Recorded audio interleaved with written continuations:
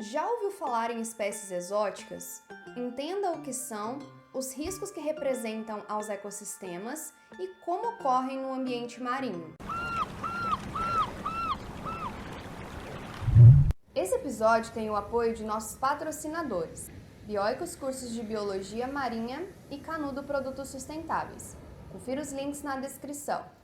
Olá, eu sou a professora mestra Rafaela Duerte, formada em Ciências Biológicas e diretora executiva do Instituto Bioicos. E hoje eu vou te ensinar mais sobre espécies exóticas invasoras. Você vai aprender mais sobre o que são espécies exóticas invasoras, como elas são introduzidas, alguns exemplos e o que fazer. Se você gosta dessa nossa série de vídeos, não se esqueça de se inscrever no nosso canal e ativar as notificações. Com o aumento de transporte intercontinental, diversas espécies de plantas e animais são deslocadas dos seus habitats naturais para novos ambientes. Uma espécie exótica, ou não nativa, é aquela que ocorre fora da sua área de distribuição geográfica e não necessariamente representa riscos à biodiversidade do novo local, pois pode não afetar as outras espécies ali existentes. Já as espécies exóticas invasoras, ou somente espécies invasoras, são aquelas que ocorrem fora da sua área de distribuição e que interferem no ecossistema no qual foram inseridas, podendo causar prejuízos à saúde humana e à economia, ou provocando impactos ambientais negativos. Atualmente, as espécies invasoras são um dos maiores desafios ambientais. Elas competem por alimento e território com espécies nativas, geralmente não possuem predadores naturais e se reproduzem com uma velocidade considerável. No ambiente marinho, o controle dessas espécies é muito mais difícil. As barreiras físicas e ecológicas que delimitam as regiões de expansão natural de uma espécie marinha são menos perceptíveis do que no ambiente terrestre.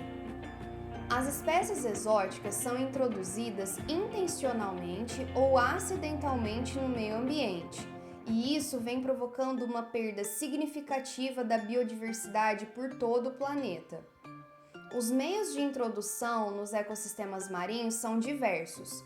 Dentre os mais comuns estão o aquarismo comercial irresponsável, a irregular introdução de espécies atrativas para a pesca esportiva, a fuga de animais criados em tanques de aquicultura, o uso de alguma espécie para controle biológico de forma equivocada, a descarga da água de lastro de embarcações contendo formas larvais ou adultas de organismos, dentre outras.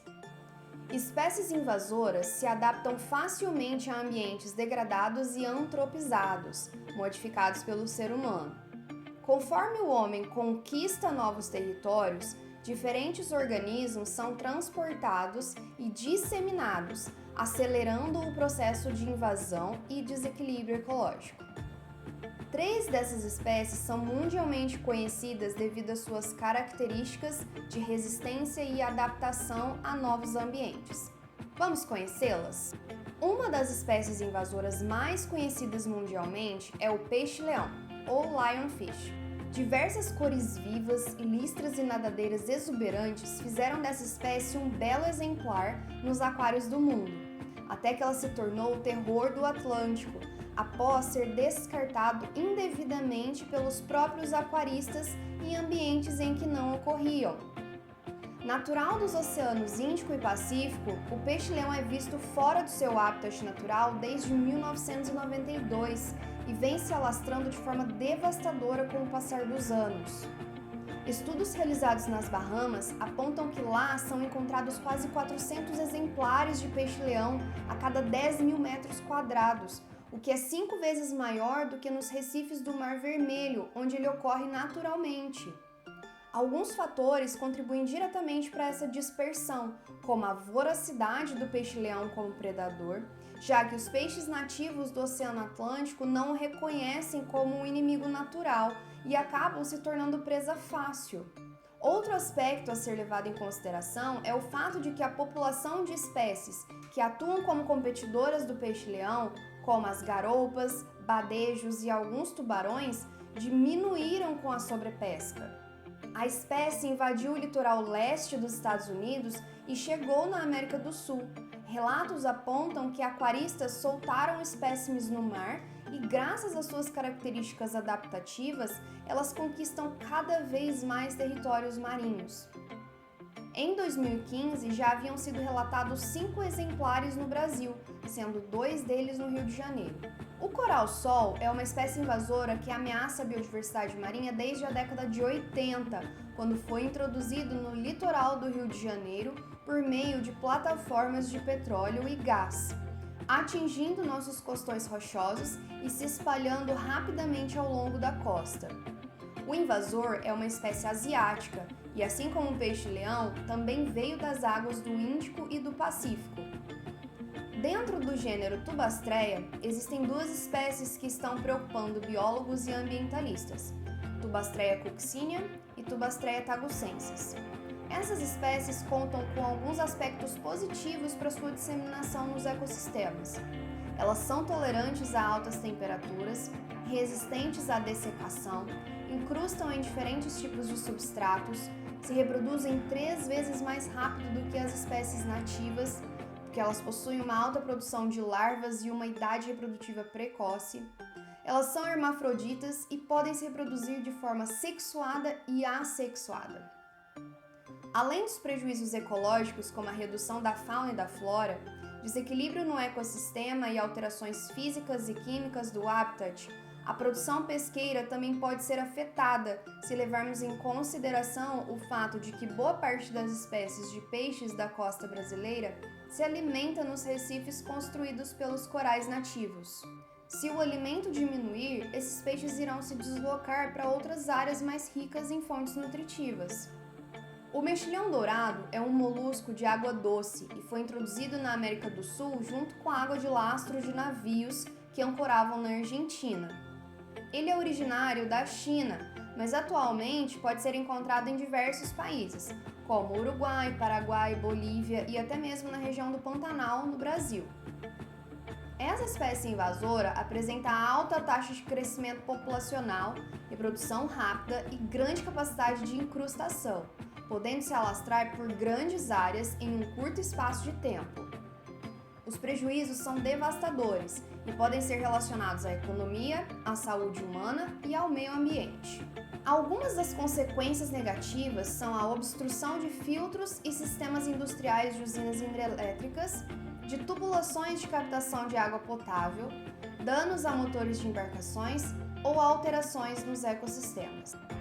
Você sabia dessas espécies exóticas invasoras e os impactos que elas causam? Você pode aprender muito mais sobre isso e outros assuntos de biologia marinha adquirindo os nossos cursos online e os nossos e-books, clicando nesse card. Mas e aí, o que podemos fazer? Olhando o tamanho do problema, parece que não há nada que possamos fazer, não é mesmo? Mas existem algumas atitudes que podem contribuir muito para amenizar essa situação. Em alguns países, como a Jamaica e os Estados Unidos, a caça e a pesca de espécies consideradas exóticas invasoras é permitida. No caso do peixe-leão, ele pode ser capturado e vendido para fins ornamentais ou culinários. O controle do coral-sol é um assunto bem delicado. Quando a sua remoção do ecossistema é feita de forma mecânica, ou seja, raspagem, ou com a utilização de fontes de calor ou luz ultravioleta, pequenos fragmentos de tecidos da espécie se desprendem, podendo gerar novas colônias. Já o controle do mexilhão dourado é ainda mais difícil. Ele não possui predadores naturais, não serve para o consumo humano e as únicas formas de erradicá-lo, encontradas até o momento, são por meio de remoção mecânica, por meio de produtos químicos, o que poderia afetar todo o ecossistema local se fosse colocado em prática. As metas para o controle e erradicação de uma espécie exótica invasora devem visar a restauração do ambiente e sua funcionalidade como um todo, não somente a retirada de determinada espécie. Seja através da inserção de espécies predadoras, utilização de substâncias químicas ou retirada manual, o controle de uma espécie invasora deve ser feito de modo eficiente e que não afete ainda mais o ecossistema no qual ela está inserida.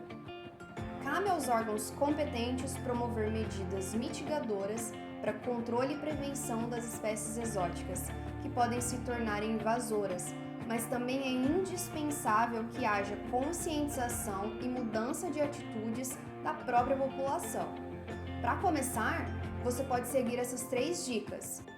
Nunca libere animais exóticos no meio ambiente e, preferivelmente, não os compre. Quando for viajar, antes de voltar para casa, certifique-se de limpar roupas, sapatos, bagagens e pneus, pois muitos organismos podem ser transportados sem que você perceba. E participe de atividades voluntárias, informe parentes, vizinhos e amigos sobre a gravidade desse problema e oriente-os como agir. Precisamos agir coletivamente.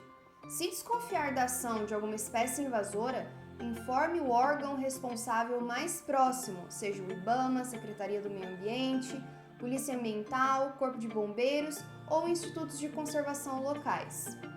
Então é isso, pessoal! Chegamos ao fim de mais um episódio na nossa série de Biologia Marinha em Revista. E hoje você aprendeu sobre o que são espécies exóticas invasoras, como elas são introduzidas, alguns exemplos e o que fazer. Gostou desse episódio e quer saber mais? Este material foi baseado no artigo Espécies Exóticas Invasoras, uma ameaça aos ecossistemas marinhos, de autoria de Eloá Borges, eu, Rafaela Duarte, Thaís Sempre Bom, Rodrigo Ilho e Douglas Peiró, publicado na revista Biologia Marinha de Divulgação Científica do Instituto Bioicos. Acessando os links na descrição, você será redirecionado ao nosso portal bioicos.org.br. Por lá você apoia o Instituto apoiando a você mesmo, se inscrevendo nos nossos cursos, adquirindo os nossos e-books ou fazendo doações por Pix. É isso aí, pessoal! Aqui é a Rafaela Duarte e até um próximo episódio.